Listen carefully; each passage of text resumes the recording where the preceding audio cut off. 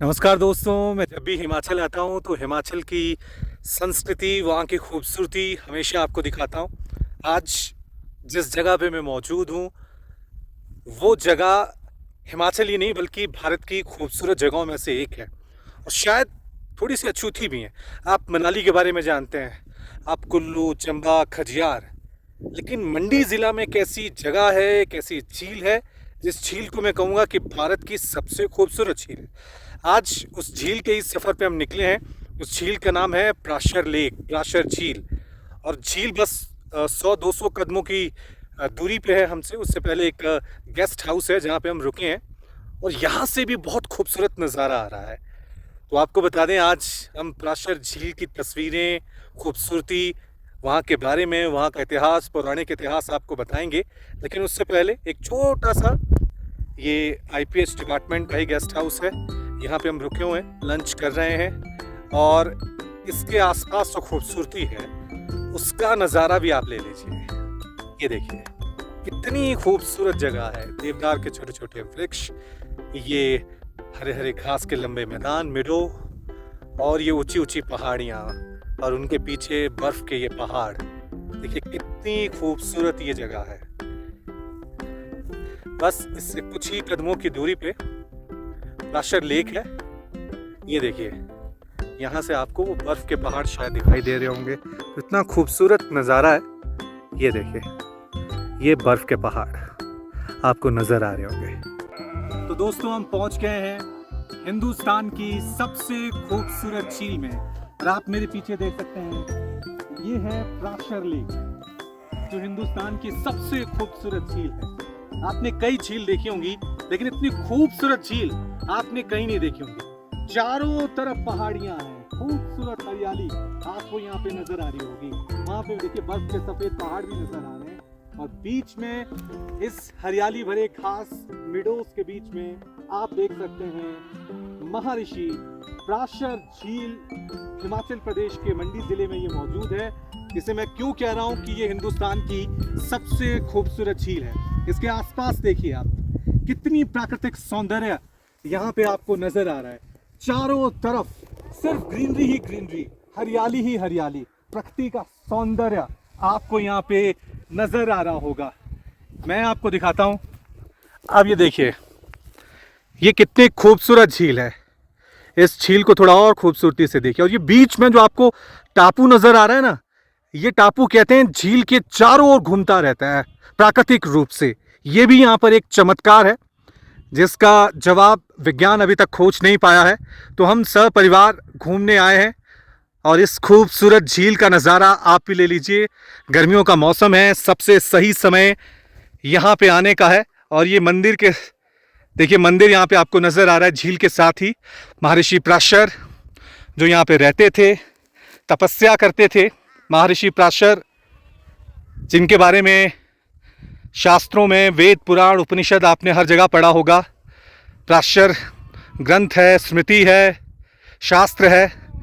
उन्होंने यहीं पे रहकर तपस्या की थी, यहीं पे रहकर उन्होंने साधना की थी और कई ग्रंथ लिखे थे।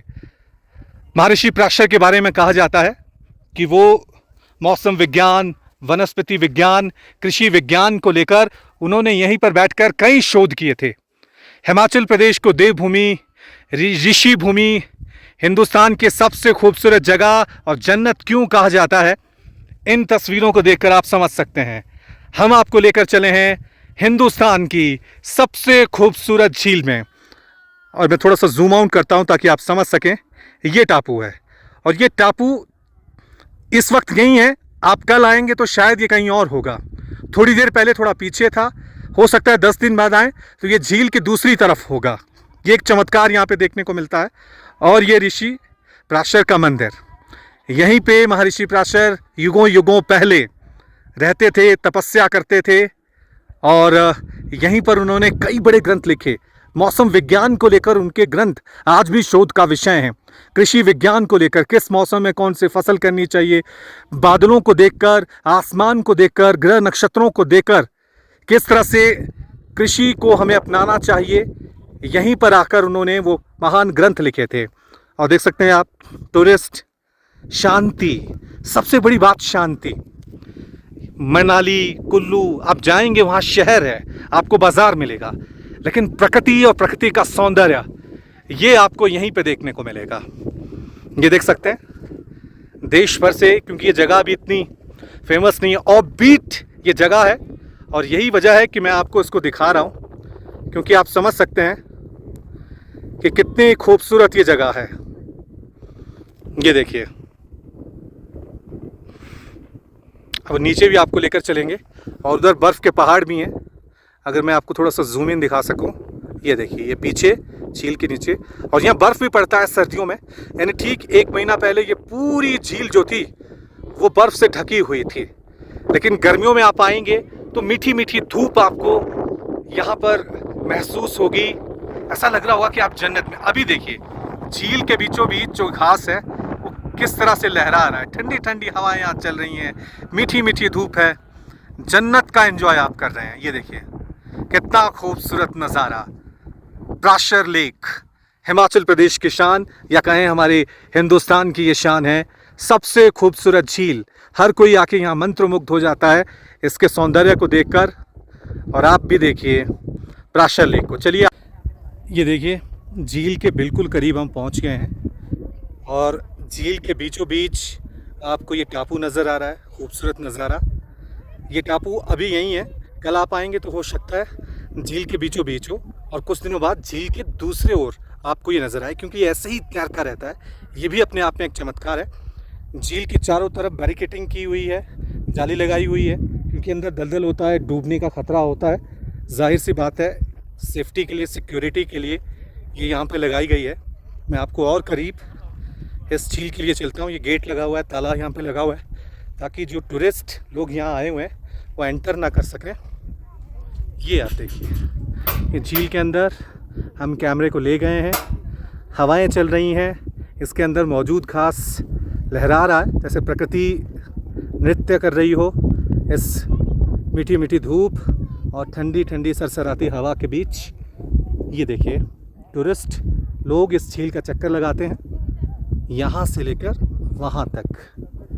प्राशर लेक हिंदुस्तान की सबसे खूबसूरत लेक। अब इस झील से ऊपर देखिए पहाड़ियाँ कैसी नज़र आती हैं।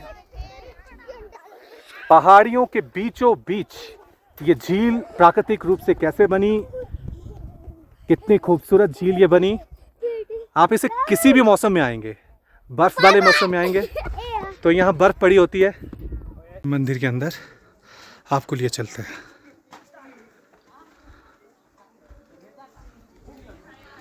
ये मंदिर पूरा लकड़ी से बना हुआ है।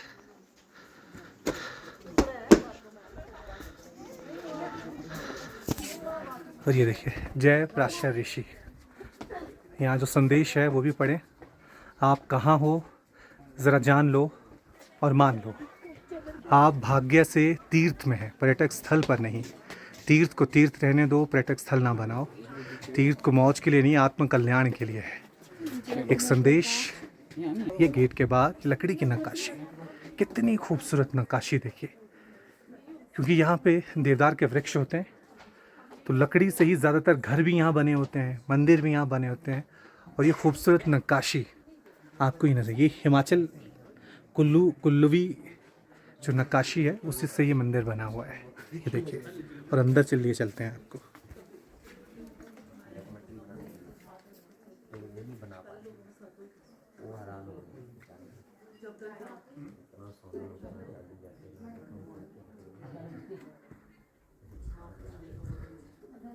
ये देखिए अंदर से कितना खूबसूरत ये नज़ारा है।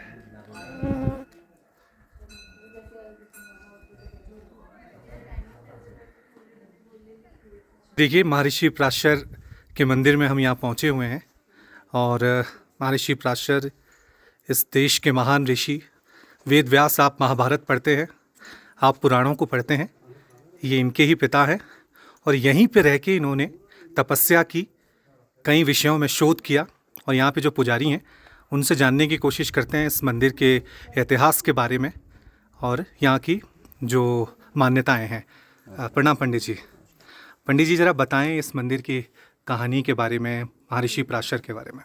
प्राशर ऋषि गुरु वशिष्ठ के पोते और महर्षि शक्ति के पुत्र थे, और इनके ही पुत्र वेद व्यास हुए थे, जिन्होंने महाभारत का महाभारत की रचना की थी। माना जाता है कि महाभारत काल के बाद जब पराशर ऋषि हिमालय के भ्रमण पर निकले थे और यहीं आके इन्होंने 63,000 वर्ष ध्यान किया था इसी जगह पे। और यहाँ की मान्यता ये माना भी ये भी जाता है कि भाई 12वीं शताब्दी में मंडी हिरासत के बहुत बड़े राजा बाणसेन करके थे, उन्होंने इस मंदिर का निर्माण किया था यहाँ पे। यह हमारी यहाँ का इतिहास है मंदिर के प्रति। और सबसे बड़ा अजूबा यहाँ का है कि बीच में एक टापू है लेके भी, जी। वो घूमता रहता है। वो घूमता रहता है? हाँ, घूमता रहता है पूरा साल ऐसे ही? नहीं, कभी भी जब महाराज की इच्छा होगी, पराशर महाराज की इच्छा होगी। अच्छा। अभी 9 महीने से वहीं खड़ा हुआ है। अगर इच्छा होगी महाराज की तो दिन में 4 चक्कर भी काट लेता है, लेकिन इसकी गहराई नहीं नाप सका कोई आज तक इस चीज़। और मनोकामनाएं क्या यहाँ पूरी? हाँ, मान्यता बड़ी है यहाँ की। लोग अच्छा। अपना सुख दुख महाराज के आगे सुनाते हैं और मान्यता पूरी करता महाराज। तो ये पूरा साल मंदिर खुला रहता है? खुला रहता है। उत्तरी भारत का लौता मंदिर ऐसा है जो विंटर में भी खुला रहता है, बर्फबारी में भी। क्योंकि यहाँ बर्फ भी पड़ती है बहुत। 3-4 फुट बर्फ पड़ती है, लेकिन यहाँ पुजारी यहीं रहते हैं। अच्छा अच्छा। पूजा आज तक रोकी नहीं गई है यहाँ की। और देवी देवता यहाँ आते हैं, मेला जो लगता है? अभी 24 अप्रैल को यहाँ पे बहुत बड़ा मेला मनाया जाता है, जिसमें पराशर ऋषि का मैन रथ जो है बाहर आता है। बांदी मूल कोठी से इनके जो मूल मंदिर है बांदी गांव में, वहाँ से लेकर यहाँ तक उनकी जलेब आती है पराशर ऋषि। और गणपति महाराज जी उनके साथ रहते हैं, और शेषनाग महाराज जी, सब देवी देवता इनके दरबार में हाजिरी भरते हैं अपने अपने। थैंक यू पंडित जी। ये देखिए एक और व्यू मंदिर और झील का। हम नीचे हैं पहाड़ी से, उस पहाड़ी के नीचे से चारों तरफ पहाड़ियाँ हैं, तो आप कहीं भी ऊपर से व्यू ले सकते हैं, वो भी बहुत खूबसूरत व्यू आएगा। और यहाँ से ये खूबसूरत व्यू देखिए, बिल्कुल खड़ी चढ़ाई है ये, और ये हरियाली, ये व्यू यहाँ से ये मंदिर आपको दिख रहा होगा। अब हम झील की परिक्रमा लगा रहे हैं चारों तरफ। तो ये देखिए, ये झील के नज़दीक हैं हम। यहाँ से राउंड लगाते हुए उस तरफ तक हम चलते जाएंगे। और ये देखिए ऊपर, यहाँ पे फोटोग्राफी के लिए कितनी बेहतरीन जगह है, बस देखते ही रहें ऐसा लगे। एक झील है, चारों तरफ पहाड़ियाँ हैं, लेकिन हर जगह से अलग अलग खूबसूरत नज़ारे, अलग अलग व्यूज़ देखने को मिल रहे हैं। ये देखिए, अब उस तरफ का देखिए, यहाँ से व्यूज़ देखिए, और झील कैसे नृत्य कर रही है, क्या खूबसूरत व्यूज़ है। देखिए ये मंदिर,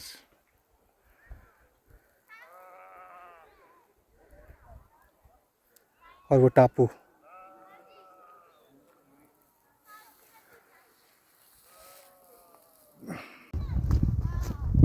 ये देखिए बिल्कुल झील के सामने से मंदिर और झील।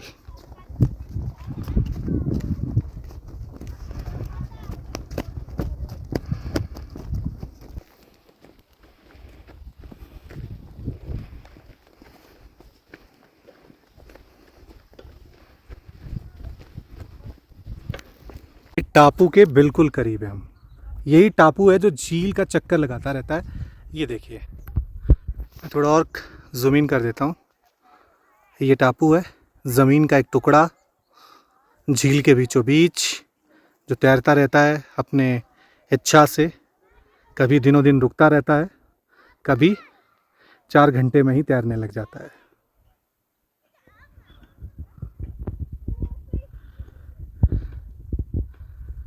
ये देखिए, ये देखिए कुछ लोग, ये झील के पास ही बैठने की जगह है, छोटे छोटे पत्थर है।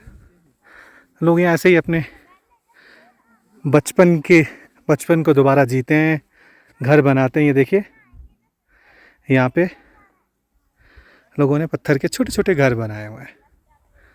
ये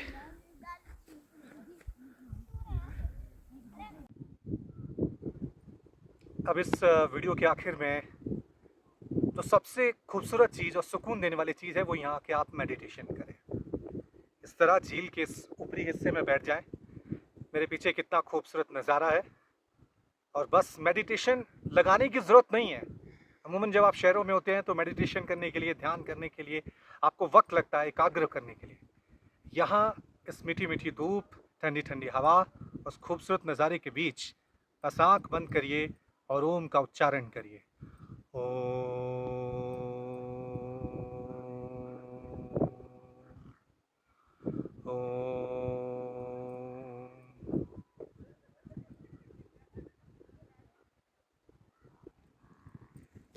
है।